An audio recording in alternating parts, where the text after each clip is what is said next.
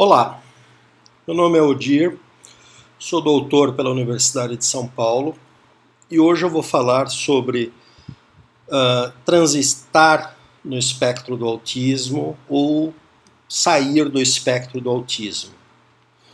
Nós vemos comumente em algumas comunidades do Facebook, alguns grupos do Facebook, conversas sobre o assunto e, infelizmente, nós vemos alguma fala de alguns profissionais médicos sobre o assunto. Por que eu digo infelizmente? Porque isso cria uma falsa expectativa para pais, mães, cria uma falsa esperança, porque é fato, para quem tem um filho ou uma filha autista num grau mais acentuado, há uma angústia em relação a condição do seu filho ou da sua filha. E claro, os cantos de sereia estão presentes na sociedade contemporânea. Existem muitos cantos de sereia. Lembrando que o canto de sereia te seduz, mas te leva ao naufrágio. Então, o que eu quero explicar, talvez de uma forma um pouco mais clara, para algumas pessoas, é que autismo não é uma doença que evolua. Autismo é uma deficiência permanente. Vejam, e qualquer pessoa com deficiência, qualquer que seja, é capaz de aprender uma série de coisas. Além disso, nós temos que levar em conta que algumas crianças recebem um diagnóstico muito cedo e esse diagnóstico, muitas vezes no decorrer do tempo, é reclassificado. Por quê? Porque uma criança que não fala aos 3 anos não necessariamente é um autista não verbal. Às vezes essa criança pode começar a falar aos 5, aos 8 anos, aos 10. E não é que ela vira de autista não verbal para autista verbal. Sempre foi uma pessoa autista verbal, apenas ainda não havia começado a etapa do controle da fala. O cérebro não havia amadurecido o suficiente para isso. Para quem conhece autismo profundamente, sabe que nós autistas possuímos todos uma alteração no giro temporal direito, giro superior direito, que nos dificulta o processamento da fala, principalmente da fala ouvida. Então, autistas não são surdos, às vezes não estão conseguindo processar adequadamente a conversa que estão ouvindo. Alguns de uma forma muito leve, como eu, por exemplo, que tenho dificuldade numa conversa de bar, com várias pessoas falando ao mesmo tempo. Algumas pessoas de uma forma bem acentuada, que sequer conseguem processar o chamado do seu nome. Tudo depende do autista. Mas essa é uma alteração tão comum entre autistas que em 2011 havia uma pesquisa de pesquisadores sérios tentando encontrar um marcador do autismo para fazer um exame de imagético do cérebro e dizer essa pessoa é autista, essa pessoa não é autista, e procurava esse exame justamente essa marcação dessa área do cérebro.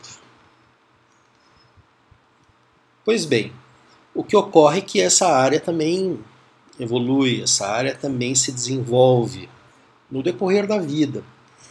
Então dá a impressão que o autista transitou no espectro.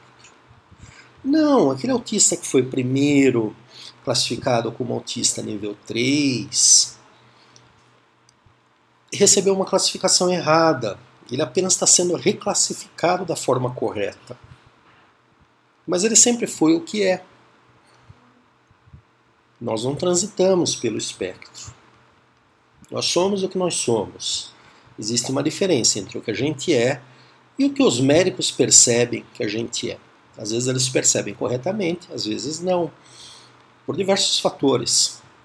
Não é uma questão de incompetência. Simplesmente o sinal ainda não estava aparente. como os hiperfocos. Hiperfocos aparecem quando estão acentuados, né? Daí as pessoas percebem. Uma criança de 8 anos de idade falando sobre as eras geológicas e seus animais, todo mundo percebe que tem hiperfoco para dinossauros e companhia limitada, mas uma criança de 5, 6 anos que adora dinossauro, mas já usa Tiranossauro Rex, Triceratops, Brontossauro, etc., está começando o seu hiperfoco. Né? Está no início, as pessoas ainda não percebem. Então existe uma diferença entre o que é e o que se percebe.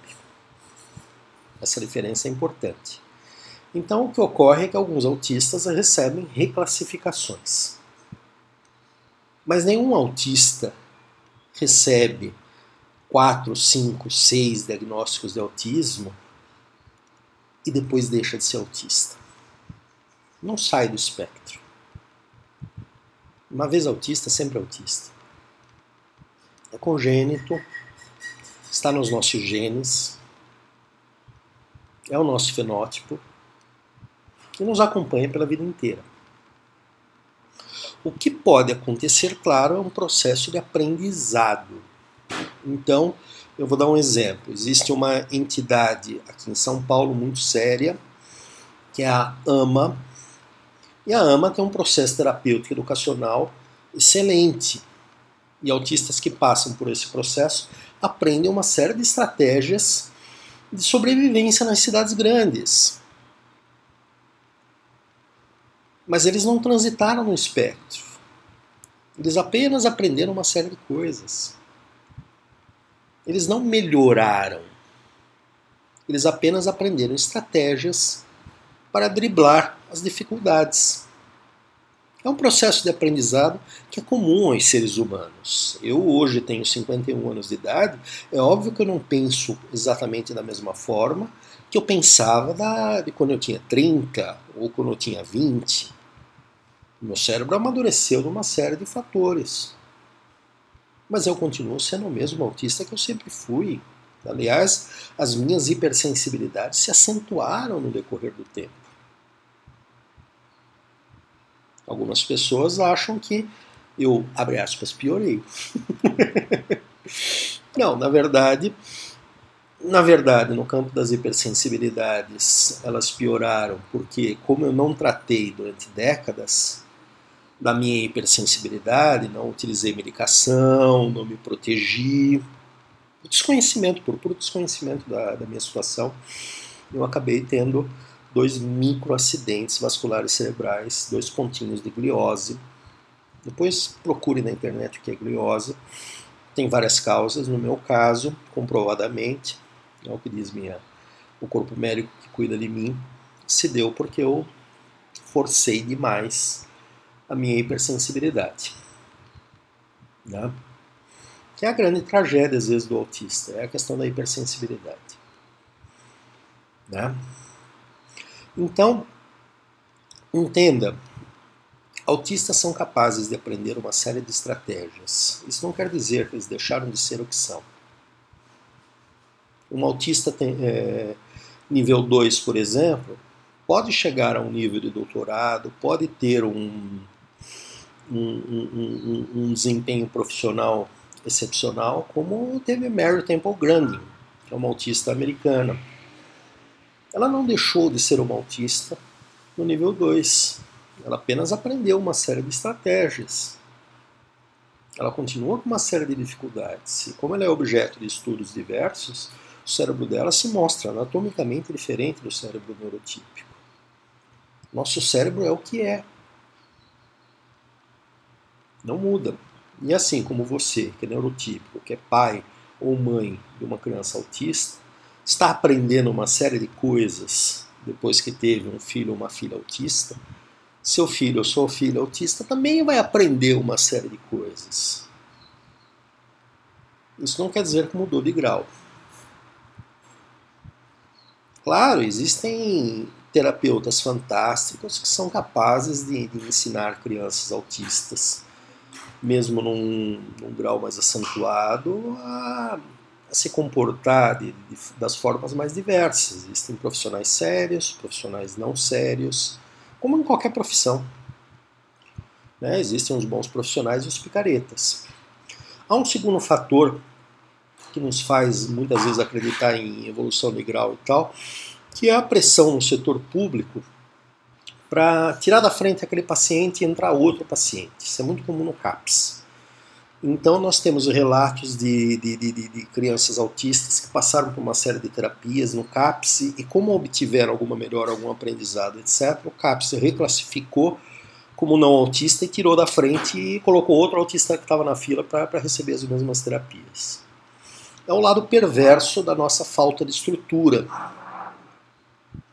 Tudo que eu estou citando aqui eu leio na internet, vejo os fatos, acesso os dados, e isso infelizmente acontece. E no caso dessa criança que eu citei, que passou por esse processo de aprendizado, melhorou bastante e foi desclassificada como autista, ela regrediu. Ela está 1 ano e meio, 2 anos sem terapia, ela regrediu. É uma criança, ela precisa do aprendizado constante.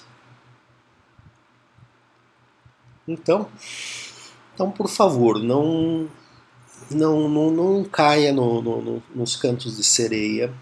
Seu filho ou sua filha é capaz de aprender uma série de coisas.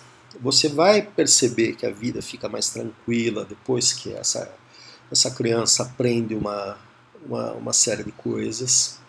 Mas isso não quer dizer que ela deixou de ser a pessoa autista que ela sempre foi.